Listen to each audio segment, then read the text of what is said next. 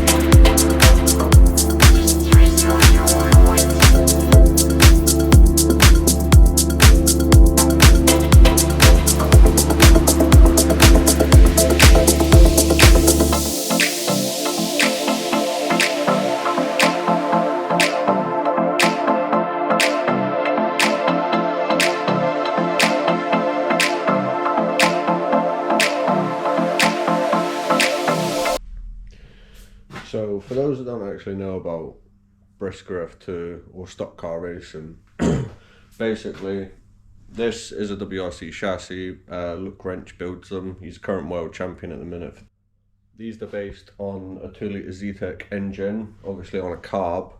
This is a bog standard 2 litre Z-Tech straight out of a road car. A lot of people do get their engines built by the likes of Lindale and stuff like that. Usually in them you can get an elite box, a Tranix box, or a complete standard box.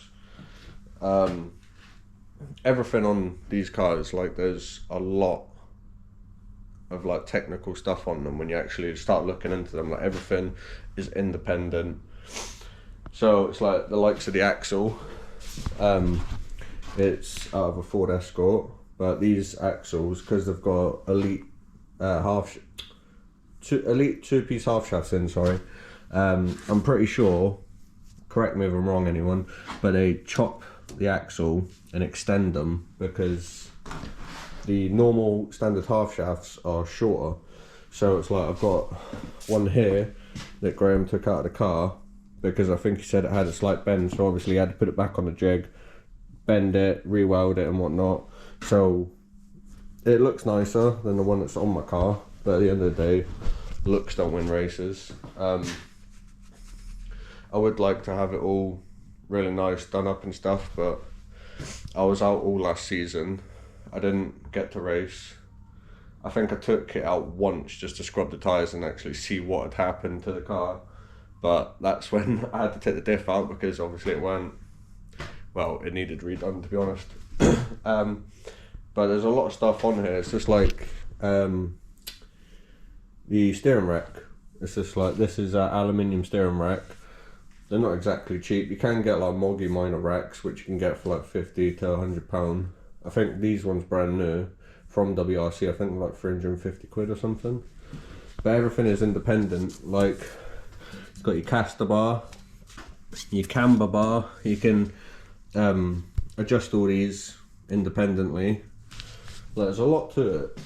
Like, people don't actually realise, well, from outside the point of views, or people that just do circuit racing or anything like that, like, there's so much to these cars that it is actually like really good, because when it comes to setting up and stuff, yeah, you're all on the same level playing field, engine and all that sort of stuff wise, but then it comes down to who can actually set the car up the best. Like the tyres, like they used to run Yokohamas, and since running the high fly tyres, which are basically a bog standard road tyre, they're not the best, but again, everyone's on the same playing field, so it's up to each driver to find out what works best for these and everything. So I know a lot of people are saying, because the sidewalls are they've got a lot of play in them, not as strong as the Yokohamas were, like, everyone has to, like, all the springs and everything, they've had to change all that just for the sake of the tyres.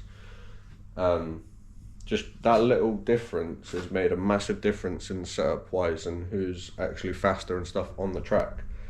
The whole reason I'm actually looking to do the YouTube thing is because I don't actually see anyone doing the F2 stuff, and it's nice to see the ins and outs of what happens on the in the garages and whatnot. Obviously, I'm just starting out in 2025, completely fresh. I raced Outlaw for a year. I done alright in that. I only done like 7 meetings out the whole year. Last year, I had family stuff and whatnot, moving into a house and everything, so I didn't really get the chance to be able to do it. Plus the BMW that's outside, we've been building that all year, so now it's like trying to get cracking before the start of the season. I know everyone else is in the same boat as me, but a lot of people do run the 2 litre Z-Techs now, but they used to run the 2 litre Pinto. And the way to tell the difference when they're actually on the track, for people that ain't into F2s, is if you're running a Z-Tech, the exhaust is on the inside of the car, well, near side.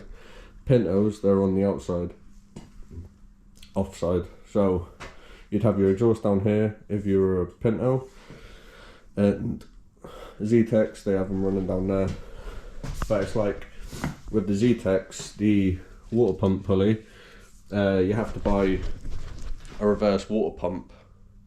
I don't know what the method is behind it. I think when it's got a standard pulley on it, I think the engines cook or something, like they get too hot, so they have them on reverse. I think that's the method behind them. Correct me if I'm wrong again. Obviously, a lot of this I'm learning myself. Just me and my dad. My dad's not here at the minute, he's on holiday.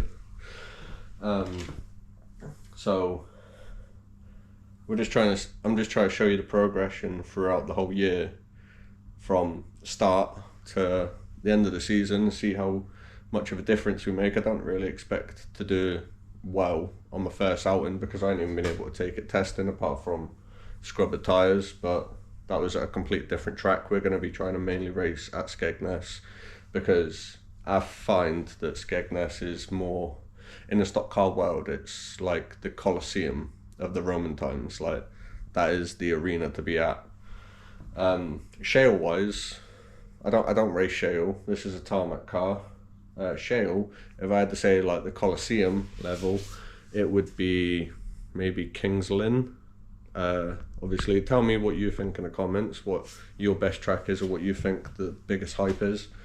But what Dean Woods has done to Northampton, like, that's incredible now. So I actually think Northampton might be up there as well. And the funny thing is I'm not actually far from Northampton Shale Raceway. So technically I should actually go and buy a shale car, and it's only half-hour drive from my house. So whereas Skegness, I think it's about 2 hours. But like I said, I like tarmac. It's faster, it's harder hits, it's a bit more ballsy.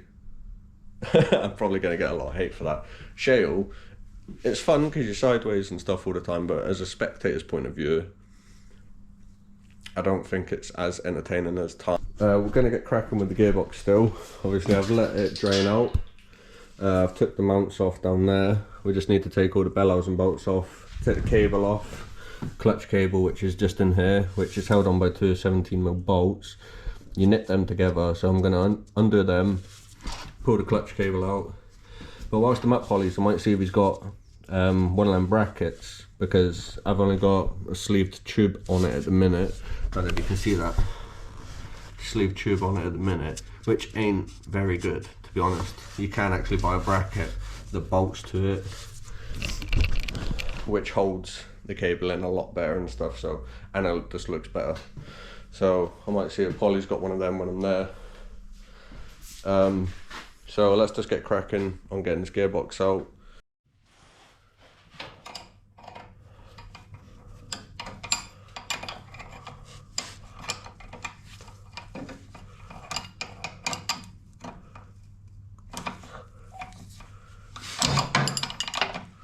I get it? Yeah, we got it.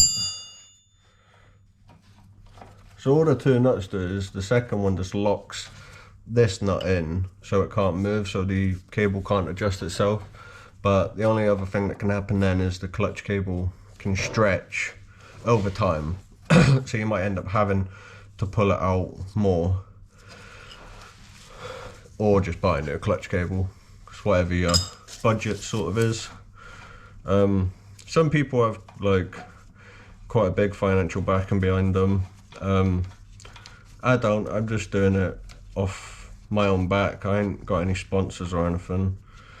I wouldn't mind some sponsors. Like, a lot of people seem to have sponsors, but at the end of the day, I'm out there to compete. I'm out there to try and win. But sometimes, like, other people can go out there and bend the car in half and have a new car come the next meeting. Whereas if I bend my car in half, it's probably going to take me a month or so to be able to get the funds to repair it. So as you can see, that's off now. So this cable just goes into the bellows and on a fork, which when you press the clutch, presses against the flywheel, allowing you to put it in gear. And as you come off, it gets the biting point and away you go. Right, so I've just undone all the gearbox bolts. I've took the coil out of the way so it was easy to get to the two at the top. Starter motor, took that off, just laid that there. That was an absolute nightmare. It took me about 45 minutes to get the top bolt off. Don't ask me why. But I think it should be ready to just drop out now. Well, pull through in, then we'll take it out through the window, I guess.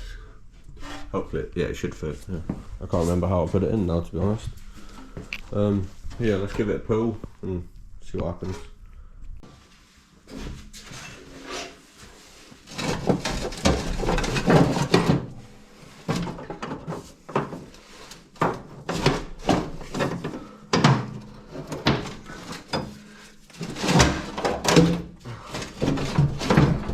Come on. It's coming. Oh, there we go. Now it's got to lift it up and out.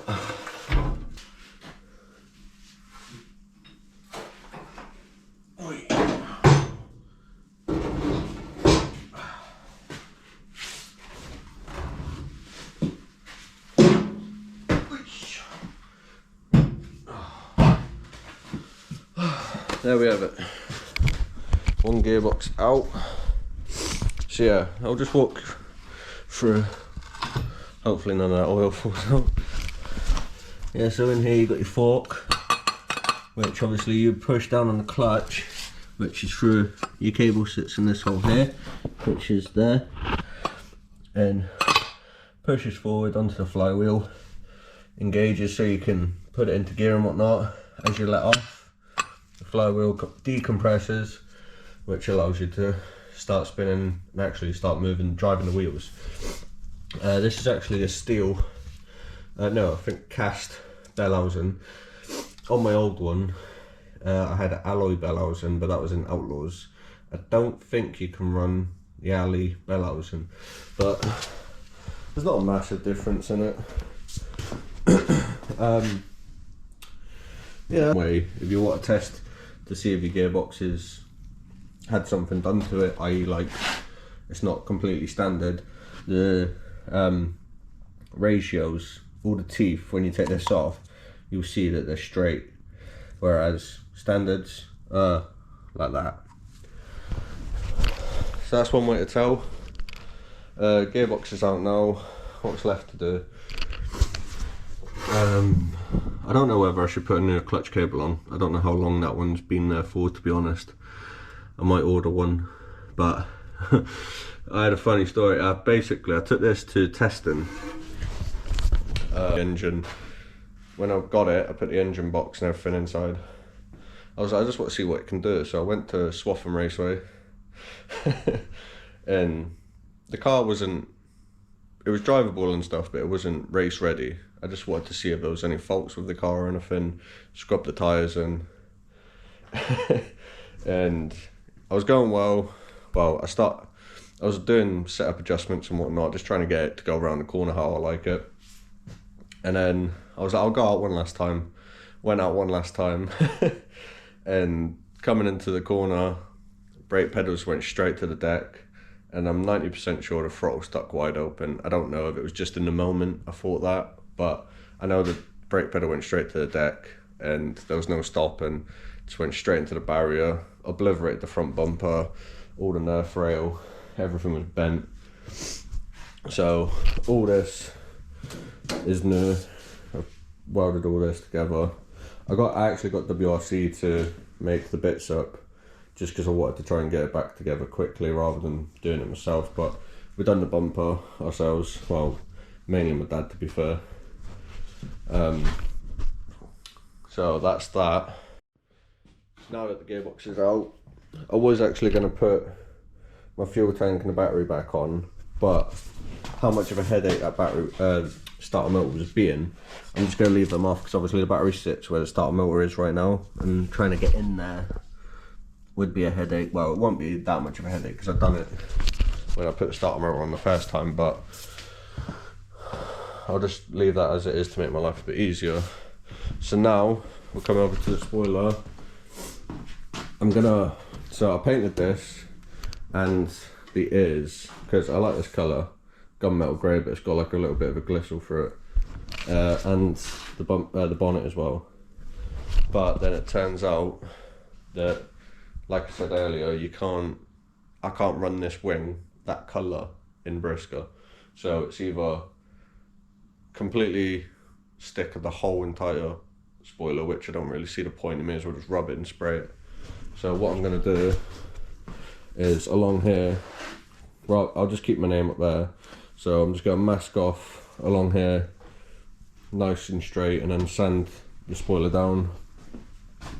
And then when I go and buy the paint, we'll come back, I'll spray it, because I don't think they'd have a problem with just that bit being gunmetal grey, because obviously it's got my name on it, so it shouldn't really make a difference. But the only headache with that is if I'm white. So for the roof grades, if you don't know, you get whites, which are novices or just starting out, or that still need to improve on the speed and whatnot. And then once you start doing a bit well, you go up to a yellow, which you got a bit of experience. You might have a win or two. And then you go to blue, which they've obviously had a couple wins and whatnot, and they're well on the pace. And then you go up to red, which they've been winning. They're well on the pace. They're cutting through the pack and whatnot. And then you get your superstars, and then you get your champions, which obviously, so you're not all packed together on the grid. You've got whites, yellows, blues, reds, superstars, champions. So you're all scattered around the track, but it's a rolling lap to start the race, and within the first lap you're basically all together anyway, smashing each other and whatever. It's not a matter of smashing each other, that's not what stock cars is. They're not like bangers. You use the bumper to get the car in front of you out the way. You're not pushing him and crumpling him in the wall. You're literally just using the bumper just to stick it in, get him off the race line, you crack on, and away you go. And obviously vice versa for other people. So I'll probably be feeling the bumper on the rear quite a bit to start with until I actually get the car set up how I want it and whatnot. But let's just hope we don't bend the car. But with that being said, let's crack on and sand this down. So an actual good thing to do here is I've got some lining tape, which what I'm going to do is I'm just going to line the top so I can keep my name.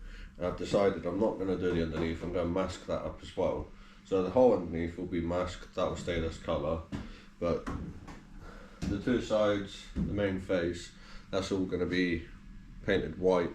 But a little trick you can do is, if you ain't used your tape in a little while and you think it's gone off, like it's not sticking and whatnot, a little hack is go to the microwave, put it in the microwave for about a minute, and it comes back sticky, which is what I've just done. Now I'm about to show you that it works, because it wasn't sticking a minute ago. So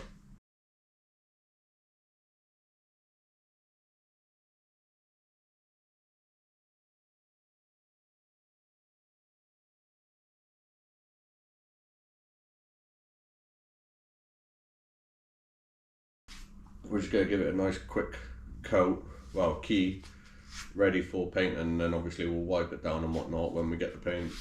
Then we spray onto it.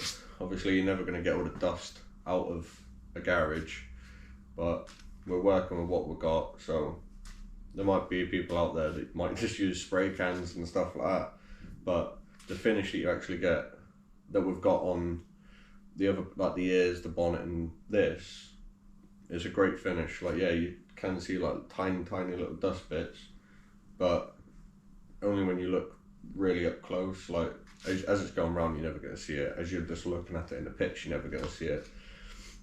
There might be people out there with spray booths and stuff that have that, like, not OCD, but it's taking pride in what you do, which we are working with what we have. So that's all we can do at this point. But enough talking, let's just crack on, get this sanded and ready for painting.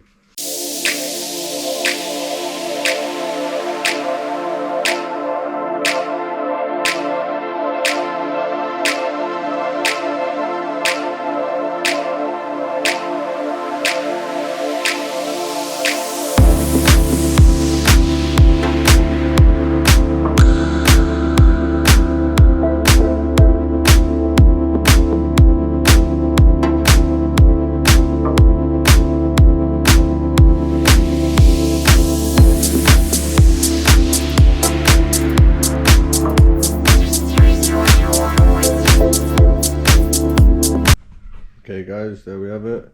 One sanded down wing. Obviously the underneath isn't. The side bits here are, and there they are. But I'm just going to mask down and round. And it should be alright, I think. If not, then they can obviously tell me and I'll get it sorted for the next meeting or whatever. I did actually order some microphones, so I'm sorry if the audio's pants, but I ordered microphones and they don't pair with the GoPro, so I've got to order some new ones, and then hopefully in the next half of the video it should be a lot better. Sorry about that, the GoPro battery died. As I was saying, the speakers that I bought, the microphone, it's not compatible with the GoPro, so I'm gonna have to send them back or do something with them and get myself another one that is compatible. And by the way, I do have a Randall front bumper here. I don't know if anyone recognises it or if anyone is after one. I thought I might be able to have one as a spare, just get me out of the shit sort of thing, but it doesn't fit on my car, so it's no use to me, so I'm going to be taking it to the scrapyard unless one of you want it. So just let me know or message me on Facebook or anything, and I'll take it to Skeggy or wherever I can get to. So if we're covering what we've done today, we've got the gearbox out, that's ready to get sent off, the spoiler's off, sand it down, I just need to mask it up and then give it a wipe down, paint it. Seats out, obviously the seat insert, all this foam, this memory foam, and then just a bit of duct tape over the top of it. I'm probably going to get Demon Tweaks, have this powder, put it in a bag, well this liquid, pour it in a bag, and then there's a seat mould. So because the people that come out to you, I think it's like 400 quid or something for them to come out to you, and I didn't actually even want this seat. I bought a brand new seat from McGill's and it fitted in my old car perfect. In this car, because of how low the cab is, it doesn't fit, so I had to sell it and get this one, which I really don't like it, but it is what it is. That's what happens when you want a newer car. So yeah, next time you see me, we'll have the gearbox back. The spoiler will be getting masked up, ready to get painted. And yeah, I'll see you soon. Okay guys, so it's currently the next weekend. I think it was only like 3 days since I last recorded. We can't get a gearbox to Polly's until the 6th. So in the meantime, we're going to get the spoiler done, get the car out. It is very frosty today. I think it's like -4. So we're going to get the car out, crack on with the spoiler, get that done. And then there's not really much else to do until we get the gearbox sent away, because once the gearbox comes back, we need to measure up to make a new prop, get that sorted, seat fitting, everything like that, so we can all start getting it all back together ready for the race. So let's get this bumper spoiler sorted.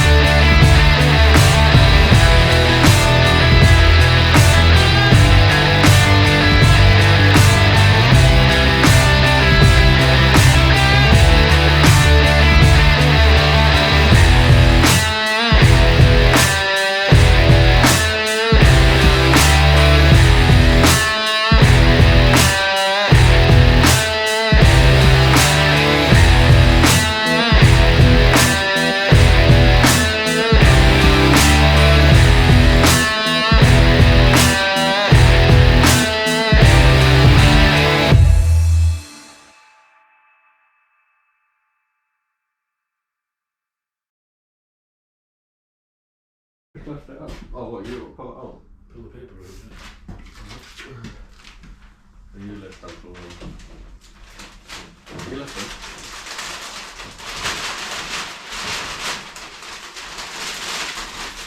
That's it, it's caught. Yeah, there you go now. And you hold. Hold.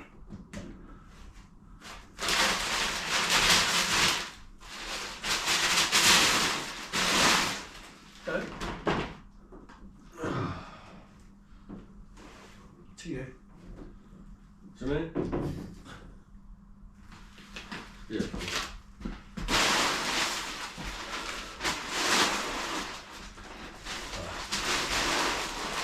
What's that? You forget error or Oh something? no, that's where it's full of crap. Oh, is it?